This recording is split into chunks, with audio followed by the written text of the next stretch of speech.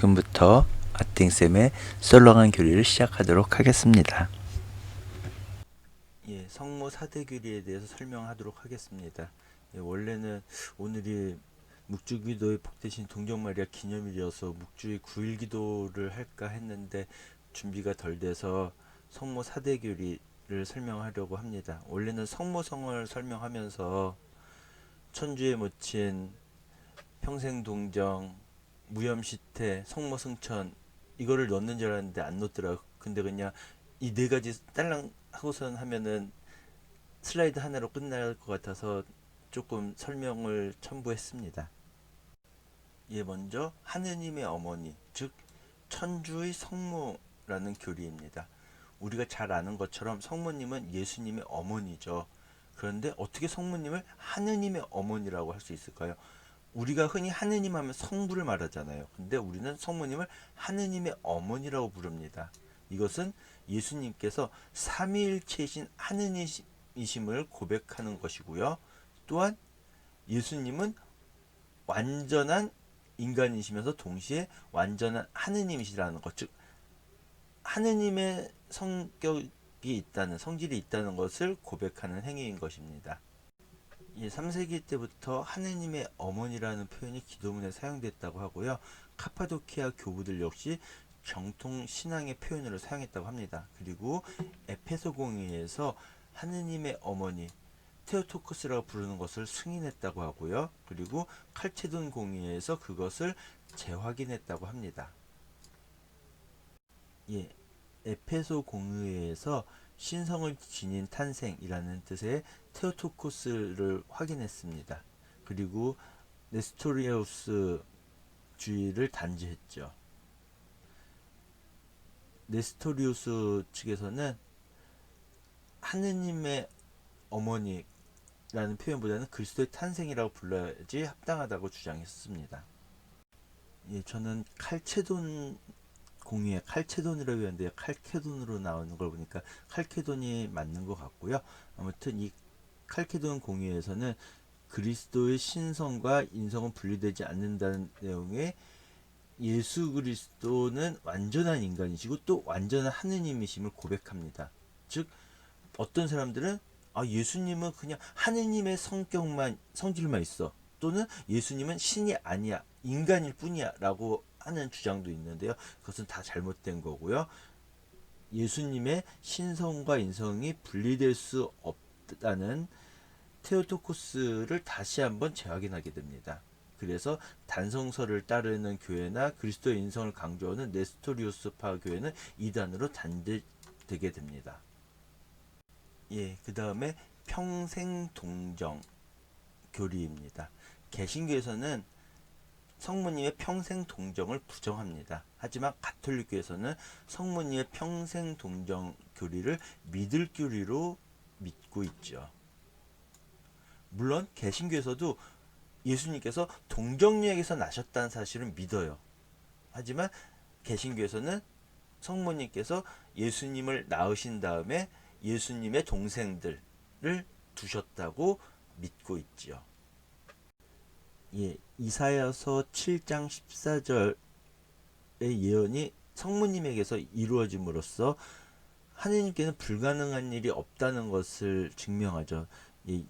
예수님의 탄생 예고 때 가브리엘 덧천사가 성모님께서 저는 남자를 알지 못하는데 저는 처녀인데 어떻게 그런 일이 있을 수 있겠습니까? 했을 때 하느님께는 불가능한 일이 없다 하면서 이제 사촌 엘리사벳 이야기도 하고 그렇고, 그 다음에 이사야서 7장 14절 예언은 대충 보라 동정녀가 잉타하여 아들을 낳으리니 그 이름을 임마누엘이라 하리라, 그런 내용, 그런 말이에요. 아무튼 그 예언이 성모님에서 이루어진 거죠. 동정 잉태는 인간의 이성적으로는 이해될 수 없는 일입니다. 그래서 신앙의 신비이고요. 물론 동물 중에서는 이렇게 동정 번식하는 그런 동물이 있지만 인간은 동정 잉태가 불가능하죠. 그리고 동정 잉태는 이렇게 신앙의 신비이면서 또한 예수님께서는 하느님의 아들이시고 메시아이심, 즉 구세주, 그리스도이심을 나타내는 표징이라고 할 수가 있는 거죠.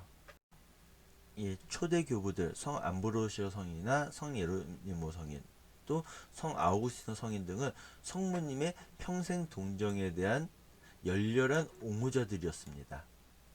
그리고 시리치오 교황님 성인이신데 시리치오 교황님이 보노수스 주교에 대한 반박 편지는 평생 동정에 대한 교회의 공식 가르침이 된다고 합니다.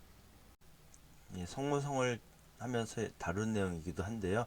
개신교에서는 성모님의 평생 동정을 성경에 나온 예수님의 형제들, 예수의 형제들이라는 표현과 그리고 한정사, 모모할 때까지 모모하지 않았다. 즉 아들을 낳을 때까지 동침하지 않았다라고 하는 모모할 때까지 모모하지 않았다라는 한정사의 사용으로 봐라. 성모님은 평생 동정이 아니다라고 주장을 합니다. 물론 여기엔 설명이 없지만 맏아들, 첫째 아들이라는 거 가지고선도 그럼 첫째 아들, 둘째 아들, 셋째 아들 뭐 그렇지 않느냐라고 하는데요. 여기서 예수님의 형제들이란 표현이 꼭 친형제만을 의미하는 것은 아니고요. 또한 한정사의 사용이 필히 그 후에는 그 사건이 일어났다 또는 일어나지 않았다는 것을 의미하는 것은 아닙니다. 앞서 말한 것처럼 모모할 때까지 모모하지 않았다라고 하는 한정사의 사용이 어떤 것이 필히 일어났거나 일어나지 않았다라고 단정하는 것은 잘못됐다는 거죠. 예를 들어서 나는 너를 죽을 때까지 사랑하겠어 라고 하면은 나는 죽은 다음에 너를 사랑하지 않겠어 라는 뜻은 아니잖아요. 그렇죠? 이제 성경 구절을 가지고서 한번 알아보도록 하겠습니다. 예, 시편 110편이라고 해야 되는지 110장이라고 해야 되는지 모르겠지만 아무튼 시편에 보면 내 오른쪽에 앉아라. 내가 너희 원수들을 내 발판으로 삼을 때까지 라는 말씀이 나와요. 그러면은 내가 너의 원수들을 내 발판으로 삼은 다음에는 내 오른쪽에 앉지 마라라는 표현이 될까요? 예. 사무엘기 학원에 보면은 그 뒤 사울의 딸 미갈에게는 죽는 날까지 아이가 없었다라는 표현이 나와요. 그러면은 미갈에게는 죽은 다음엔 아이가 있었다라는 표현이 되나요? 그 다음에 마테오복음에 보면은 내 오른쪽에 앉아라. 내가 너의 원수들을 내 발 아래 올려놓을 때까지. 시편에 앞서서 봤던 시편 110편에 나왔던 내용이죠. 마찬가지로 내 발 아래 놓을 때 그 이후에는 오른쪽에 앉지 말라는 표현이 아니잖아요. 그렇죠? 그리고 마테오복음 28장에 보면 내가 세상 끝날까지 언제나 너희와 함께 있겠다. 그러면은 세상 끝난 다음에 너희와 함께 있지 않겠다라는 표현이 아닌 거잖아요. 이처럼 어떤 한정사가 쓰였다고 해서 이 한정사가 쓰였기 때문에 이 다음에는 이 일이 일어난 다음에는 반드시 뭐뭐 했어 또는 뭐뭐 하지 않았어 라는 표현이 아닌 것이죠.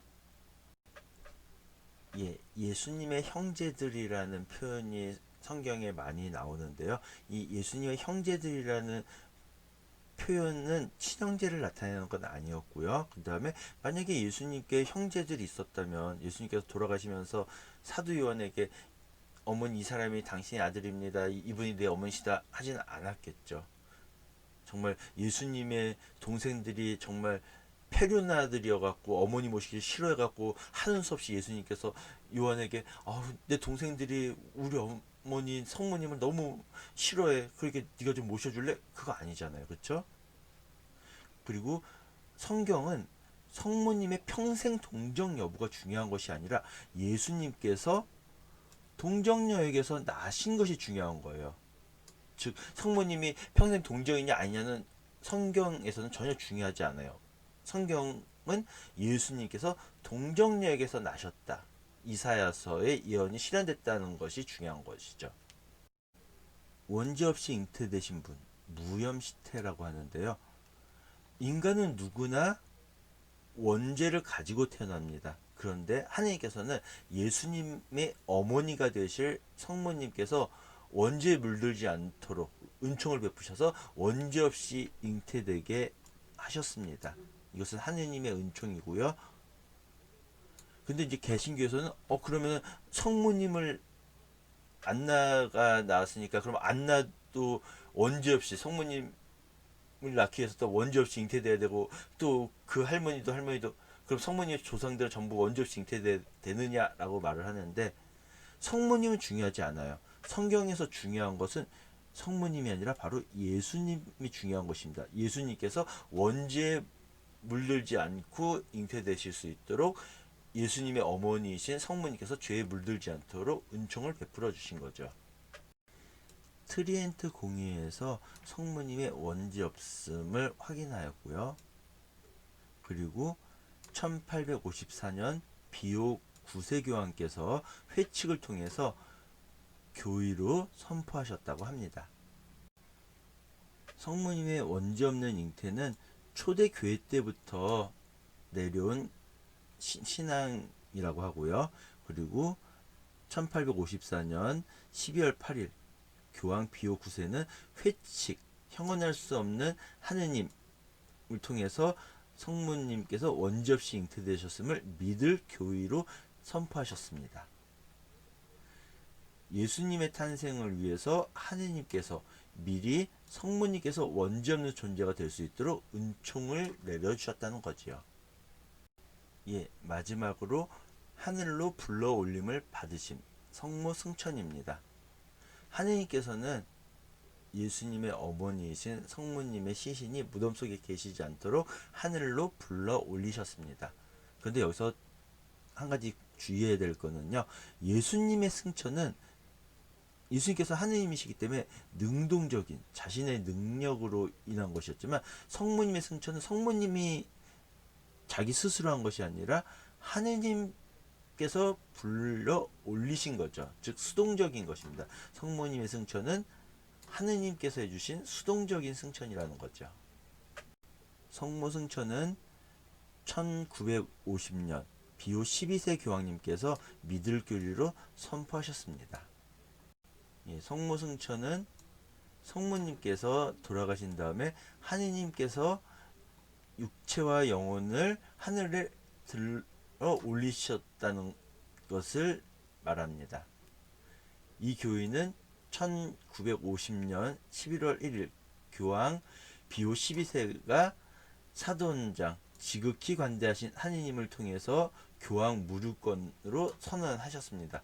예, 여기서 기독교 뭐 이런 표현이 나오는데, 기독교라는 자체가, 기독이라는 자체가 그리스도의 한자 표기예요. 우리가 흔히 우리나라에서는 기독교 하면 그냥 개신교를 생각하기 쉬운데, 원래는 그리스도교라는 말 자체가 기독교, 그래서 가톨릭교회도 기독교에 포함이 됩니다. 예, 그리고 여기서도 나오지만 성모님의 승천은 예수님의 승천과는 전혀 다르다는 거죠. 스스로 했느냐 아니면은 들어 올림을 받았느냐, 이 차이인 거죠. 지금까지 들어주셔서 대단히 감사합니다.